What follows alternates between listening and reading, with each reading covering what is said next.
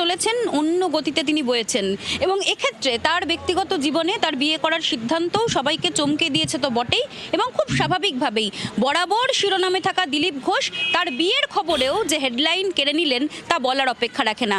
দলের একটা অংশ তারা যেমন ফিসফাস গুঞ্জন সমস্ত কিছু করেছেন, কিন্তু সকালেই সেই জল্পনায় কিছুটা হলেও ইতি টানার চেষ্টা করেছেন খোদ সুকান্ত মজুমদাররা। তারা যখন দিলীপ ঘোষের বাড়িতে পৌঁছে গিয়েছেন এবং গিয়ে শুভেচ্ছা জানান, পাশাপাশি বঙ্গ বিজেপির একটা বড় অংশ শুভেচ্ছাও জানিয়েছেন দিলীপ বাবুকে।